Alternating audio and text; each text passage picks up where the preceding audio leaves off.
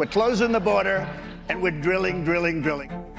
And you keep us moving towards energy independence. I said, we're going to need oil for at least another decade. See, and beyond that. Be sure that there is enough oil to go around for the entire winter all over the country. It will be essential for all of us to live and work in lower temperatures. Most people are shocked to learn that even though the United States is one of the top oil producers in the world, rivaling or even surpassing countries like Saudi Arabia and Russia, it still imports millions of barrels of oil every day and can't fully rely on its own production for domestic consumption. This paradox has confused the public for years, and it boils down to a complex mix of geology, refinery infrastructure, corporate economics, and the global nature of oil markets. First, it's important to understand that not all crude oil is the same. Oil varies in density and sulfur content, which classifies it as either light or heavy, sweet or sour. The U.S. primarily produces light sweet crude, especially from shale basins like the Permian in Texas and New Mexico, the Bakken in North Dakota, and the Eagle Ford. This type of oil is easier to refine and burns cleaner, but the American refining system, much of which was built decades ago, was designed to handle heavy sour crude imported from places like Venezuela, Mexico, and the Middle East. That means many U.S. refineries are optimized to process heavier grades, not the lighter, cleaner crude the country now produces. In fact, billions were invested over the decades to configure U.S. refineries, especially along the Gulf Coast, to handle imported heavy crude, which at the time was cheaper and more abundant. So, even as shale production surged in the 2010s and made the U.S. the world's top oil producer, refineries couldn't pivot fast enough to process all that light crude efficiently.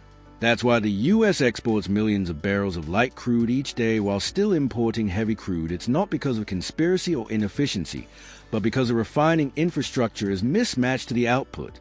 This setup creates a strange loop.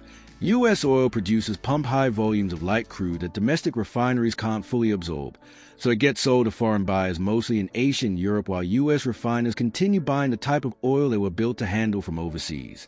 This is why, even though the U.S. has become a net exporter of petroleum in recent years, it still imports crude oil because export and import volumes represent different types of oil, processed by different types of refineries.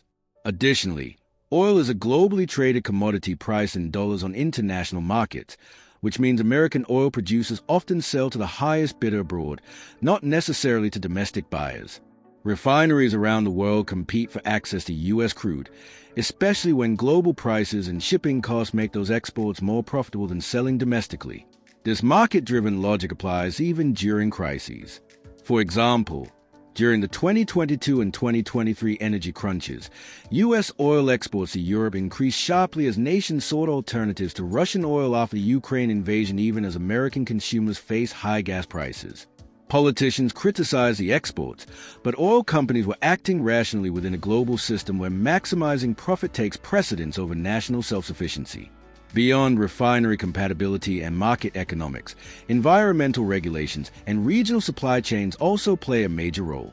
The Jones Act, a 1920 law requiring that all goods shipped between U.S. ports be carried on U.S.-flagged, U.S.-built, and U.S. crude ships, makes transporting oil within the country significantly more expensive than importing foreign oil. That's one reason why East Coast refineries often import oil from abroad rather than buy from Texas or North Dakota. The shipping costs are lower from Nigeria or Norway than from the U.S. Gulf Coast due to Jones Act restrictions.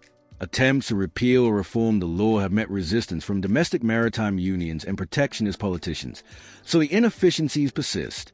In other words, the U.S. could use more of its own oil geographically, but doing so is often uneconomical due to legal and logistical hurdles. Then there's the environmental angle. Some states with abundant oil like California choose to import oil rather than expand local drilling for political and environmental reasons. California, for example, produces heavy crude that's carbon-intensive and difficult to extract. Despite having reserves, the state has restricted new drilling permits in recent years and instead imports oil, including from countries with lower environmental standards. The result is a kind of regulatory contradiction, striving for local climate policies while increasing reliance on foreign oil that may be produced under dated conditions. At the federal level, the Biden administration has oscillated between promoting domestic energy independence and pushing for a green transition, while Trump's second term as of 2024 to 2025, brought back a more aggressive drill strategy, encouraging new leases and production, but even that didn't fundamentally change the mismatch between what the U.S. produces and what it needs. Geopolitically, the U.S. government has also maintained large strategic partnerships and import relationships for foreign policy reasons.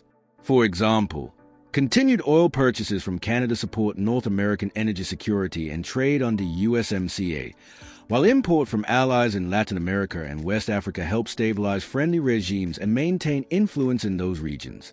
These import flows are not just about energy, they are also about diplomacy, alliances, and supply chain diversification. In fact, Canada remains the largest single oil supplier to the U.S., with heavy crude from Alberta's oil sands feeding Gulf Coast refineries daily. This arrangement is mutually beneficial and stable, so there's little political will to disrupt it, even if U.S. production could theoretically fill the gap. Another often overlooked issue is the life cycle of petroleum products. The U.S. not only produces crude but also exports a massive amount of refined products like gasoline, diesel, jet fuel, and liquefied petroleum gas. The U.S. is one of the largest refiners in the world, and global demand for these refined products, especially in Latin America, Africa, and Asia, is robust.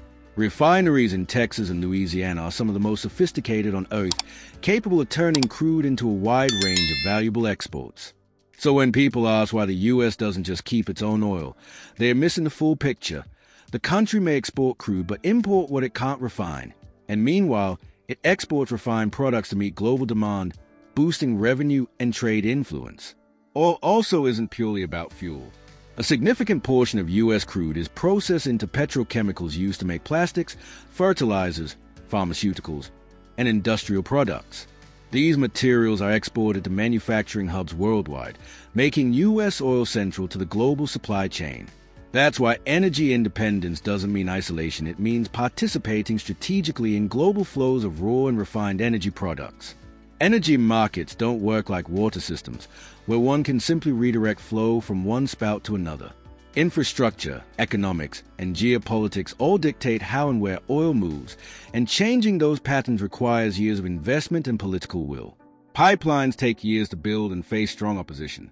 Refinery upgrades are expensive and often discouraged by environmental policy. Shale drilling is fast and flexible but subject to boom and bust cycles, making it unreliable as a long-term planning base. And because oil companies are private entities, they make decisions based on profit, not national strategy. In the current era, under Trump's second term, U.S. production has surged again, but the same structural mismatches remain. The administration has approved more drilling on federal lands, fast-tracked some pipeline projects, and offered incentives to domestic energy producers, yet these moves haven't changed the fundamental math.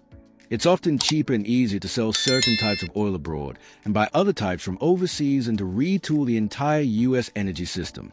Even with record production levels over 13 million barrels per day, the U.S. still imports between 6 to 8 million barrels daily because the oil types, refinery needs, regional access, and legal barriers make full self-reliance inefficient and sometimes impossible.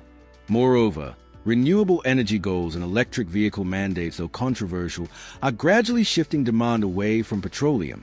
Some analysts argue that investing billions in upgrading refineries for long-term oil use might be a waste of demand peaks in the next 2 decades. Others believe that oil will remain central to the economy for much longer, especially in non-transport sectors. Either way, the result is hesitation to overhaul infrastructure, which keeps the current system in place. So when people ask, why can't the U.S. use its own oil? The answer is, it can, and it does, but only partially, because what the U.S. produces doesn't perfectly match what it consumes, and the entire energy supply chain from the wellhead to the gas pump is driven by economics, not just geography or patriotism. Until U.S. refineries are redesigned, the Jones Act is reformed, and market incentives shift, the U.S. will continue this complex cycle of producing oil, exporting oil, importing oil, and refining oil not because it's broken, but because it's operating exactly as a globally integrated market was designed to.